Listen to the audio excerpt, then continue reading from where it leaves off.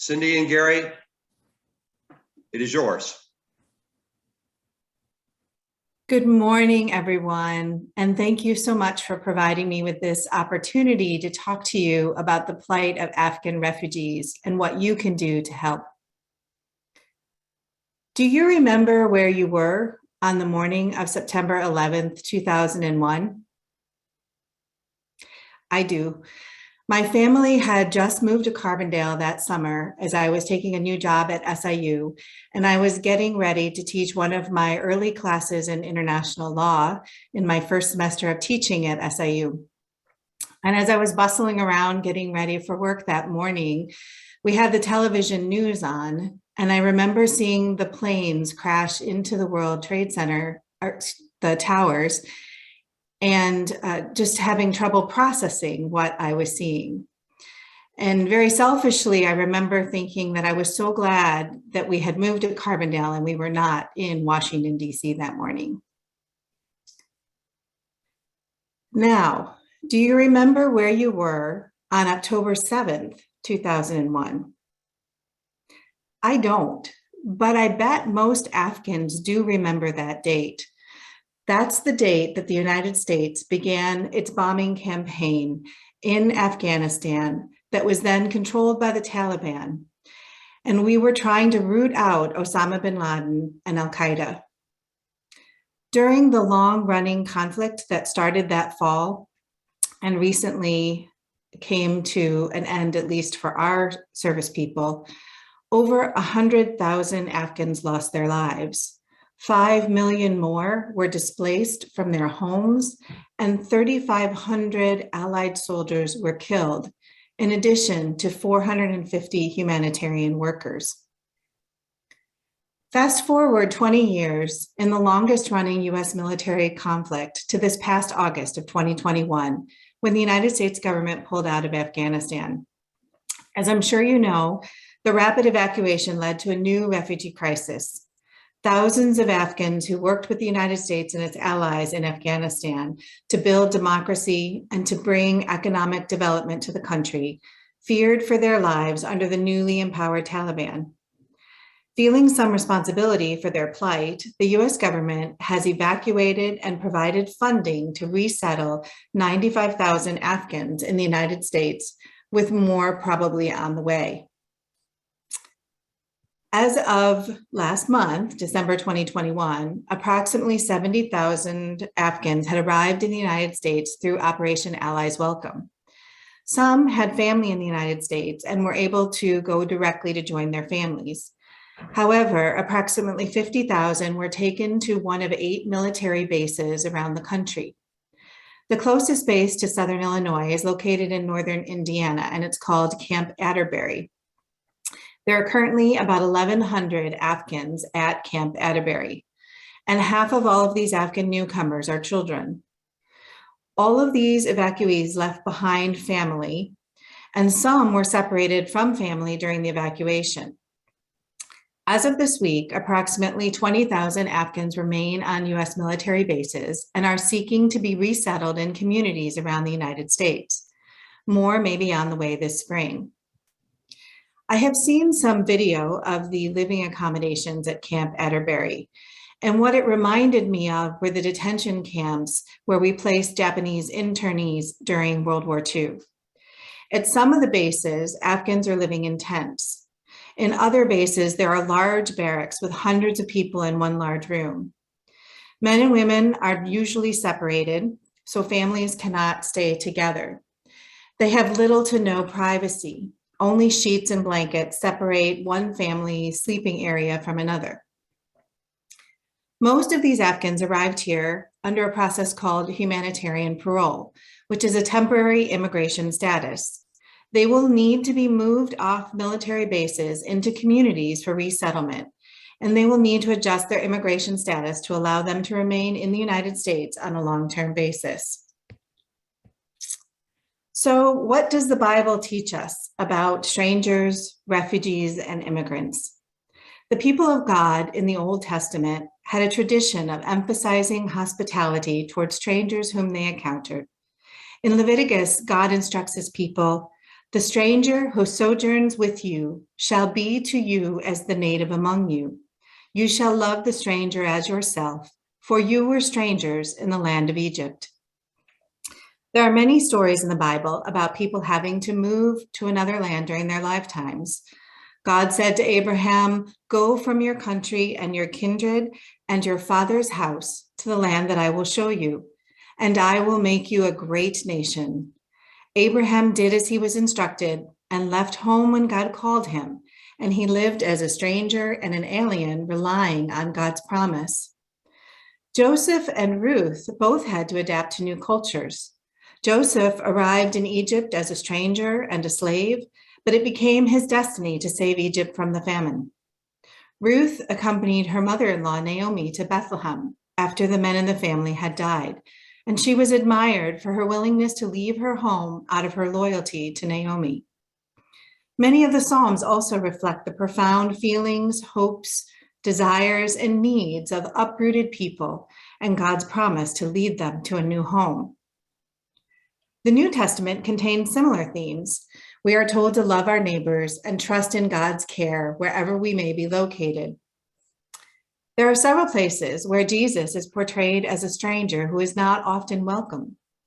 It begins with his birth in a stable, far from his parents' home, when Luke says there was no place for them in the inn. Matthew describes how Jesus became a refugee when he, Joseph, and Mary had to flee to Egypt to escape King Herod's soldiers. Jesus is seen wandering among many people, not always with acceptance. John says he came to his own home and his people did not receive him. And yet in Matthew, the Lord tells us that when we welcome a stranger, we are welcoming the Lord. Truly, I say to you, as you did it to one of the least of my brethren, you did it to me. Dr. Martin Luther King Jr. once said, "Life's most persistent question is, what are you doing for others?" Here is one answer. To respond to this command from God to care for strangers and to show our Christian love, we are proposing that the members of the First Presbyterian Church of Carbondale form a sponsor circle to welcome one or more Afghan families to Carbondale. Some of you may have heard about the Carbondale Area Interfaith Refugee Support Group, or CAIRS, that formed in Carbondale a few years ago in response to the Syrian refugee crisis. It is an outgrowth of the Carbondale Interfaith Council. CAIRS was formed out of a desire to resettle refugees in Carbondale, to assist them and to help revitalize our community. And as an aside, Joseph is a fabulous example of how a refugee may benefit his new home.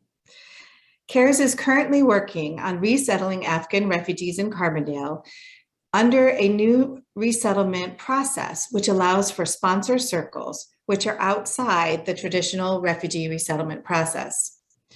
The U.S. State Department announced the creation of the Sponsor Circle program for Afghan refugees in October 2021 in partnership with the Community Sponsorship Hub, CSH, which is a project of Rockefeller Philanthropy. The program enables groups of individuals to form sponsor circles to provide initial resettlement assistance to Afghans as they arrive and build their new lives in local communities across the country. A sponsor circle consists of a minimum of 5 adults who are willing to undergo background checks, complete some mandatory training, and who pledge to provide initial financial support and settlement services to Afghan newcomers for at least the first 90 days after they arrive in the community. These services include things like help securing housing, providing basic necessities like helping them to furnish their apartment, assisting with accessing federal, state, and local benefits, getting kids registered in school, and providing initial orientation to the community. Financially, the sponsor circle must raise at least $2,275 per Afghan. 60% of that amount must be in hand when the application is filed with CSH. That means a family of 4 would require about $9,100 in sponsorship funds. The plan is for our church to sponsor at least one circle and provide this welcome and support for an Afghan family. So to do so, we have to identify at least 5 adults in our congregation who are willing to be part of a sponsor circle. We are blessed to already have some volunteers for this process. We will need to make an application to the CSH program, which will vet and certify the sponsorship circle by conducting background checks, ensuring that the participants complete some mandatory training, and reviewing the financial pledges. Once the sponsor circle is certified, CSH will work with us and with the Afghans who choose to participate in the program to make a match. Although we only need 5 persons as official sponsors, we believe that our entire congregation has a wealth of knowledge and resources that we can draw on to help these newcomers resettle successfully in our community. We are asking you to be part of this process by providing financial and other support. The CAIRS group has already gathered much of the information needed for the application, including information about English language services in local schools and colleges, housing and job opportunities, available healthcare services, and the like. At this point, I had planned to ask Gary Williams to talk a little bit more about these services, but unfortunately, he messaged me this morning to say that he was sick and would not be able to participate. He asked me to tell you, though, that the city of Carbondale is very supportive of bringing these Afghan families to Carbondale and to the area to start a new life. The city did did a survey and estimates that approximately 20% of the housing in the center of Carbondale is vacant. So there are places for the newcomers to stay. The city has spoken with the Southern Illinois Coalition for the Homeless, who has committed to assist in this housing process. The city has also been in touch with potential employers and employment agencies like Mantracon to identify employment opportunities. And the city believes that it has a network in place to assist these newcomers to successfully resettle here. On their end, all the Afghans have undergone a rigorous screening and vetting process, both before and after arriving in the United States. They've all been vaccinated and they are receiving English language training and other orientation at the military bases where they are currently housed. Now, our official commitment as sponsors is for a minimum of 90 days. However, we all recognize that we are making a much longer and deeper commitment to these Afghan newcomers. Our hope is that we can draw on the treasures, the talent, the time, and the love of this congregation to provide this Afghan family with the maximum support possible to assist with their successful resettlement here in Carbondale. So at this time, I'd like to open it up for questions that you may have about the process and how you might be involved.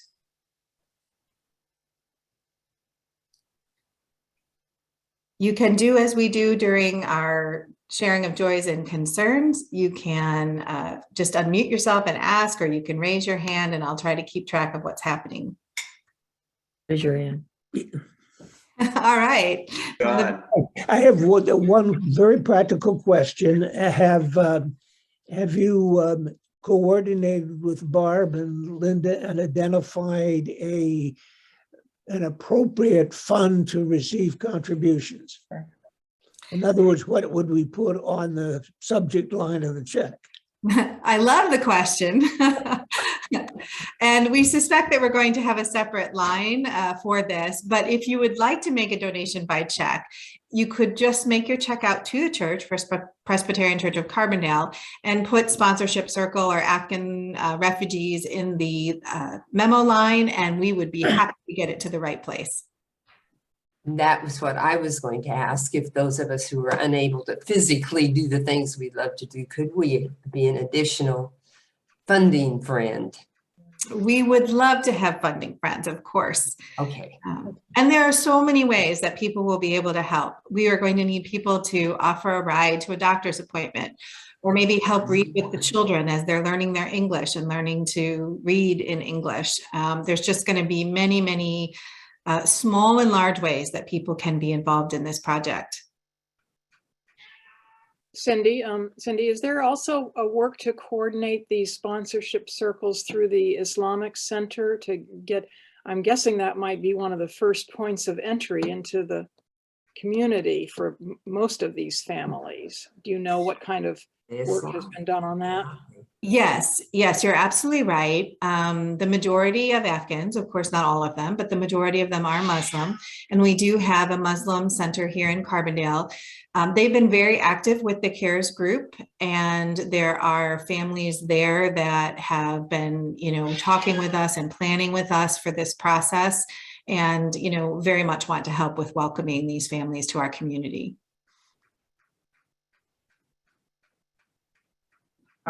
Cindy, I would like to offer my services in helping people work on their English.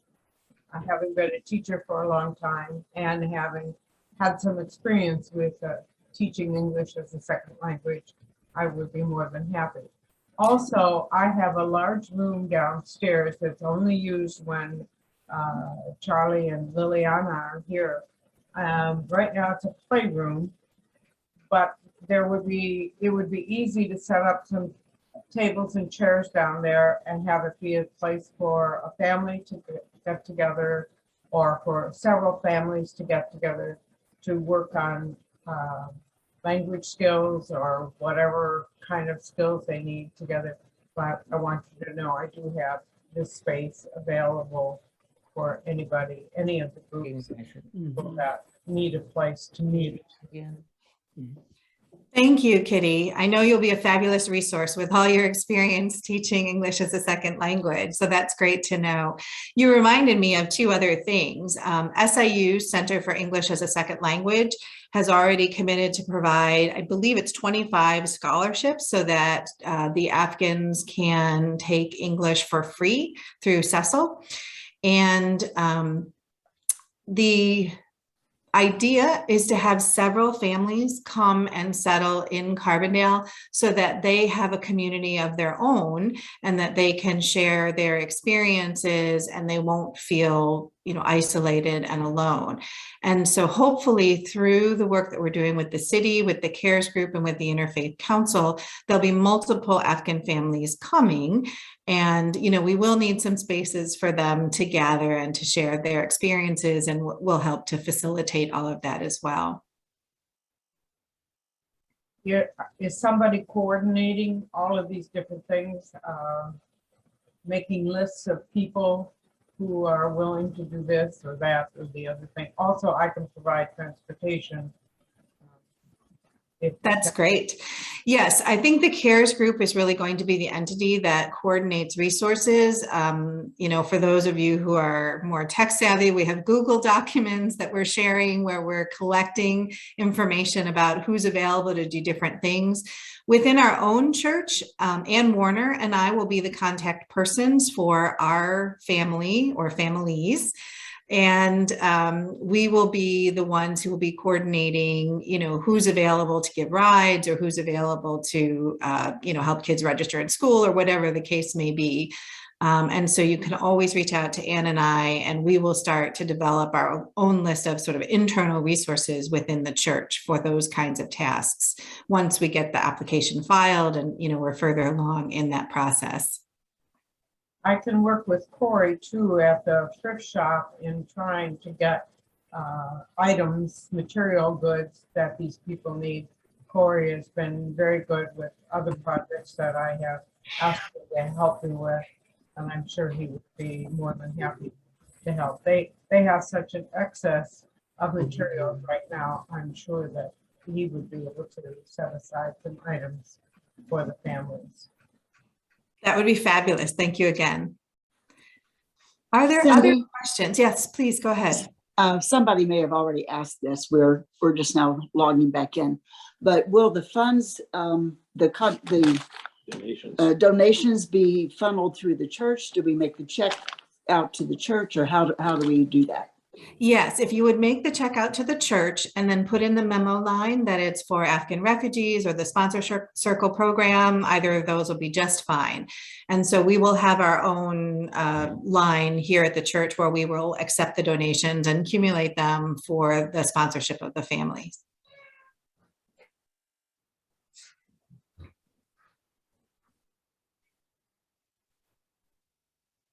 All right.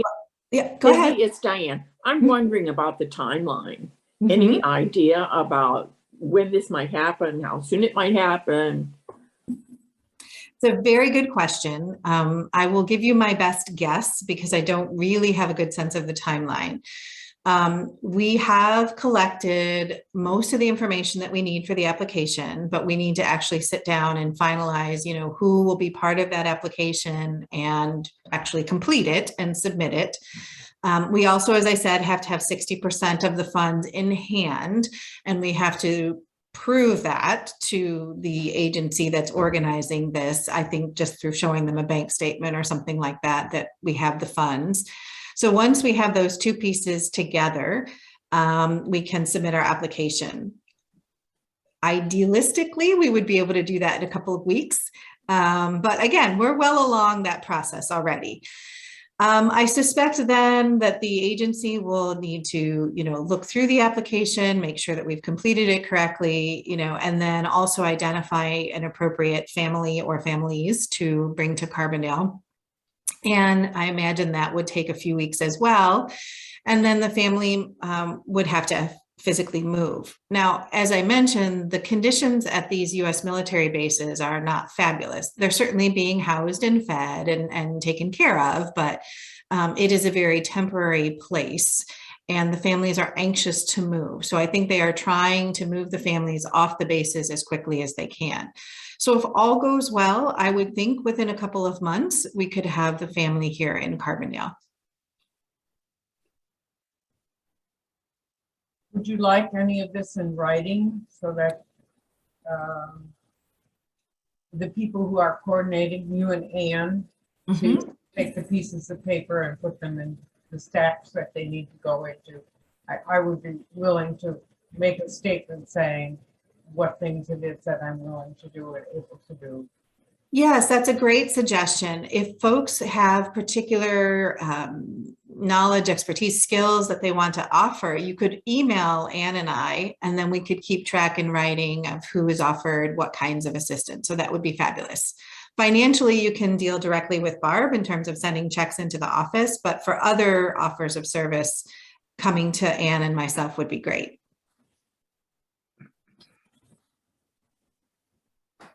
Cindy, let me just, you know this already, but for the rest of the congregation, the mission committee has begun to discuss a fundraiser probably in the next month in order to assist with our funds as well. Good. You'll hear more about that as it becomes solidified. Thank you, Jane. That's a good reminder too. So we've had some creative brainstorming about some fundraising we might do.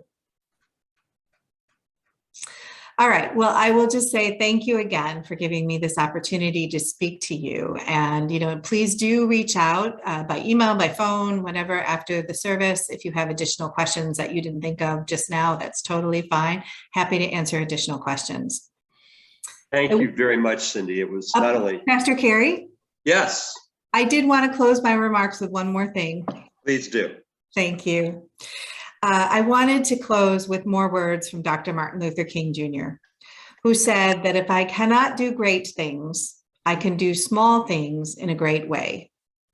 We may not be able to change the course of history in Afghanistan, but I do have faith that this congregation will be outstanding sponsors to provide a safe and welcome home for our Afghan newcomers.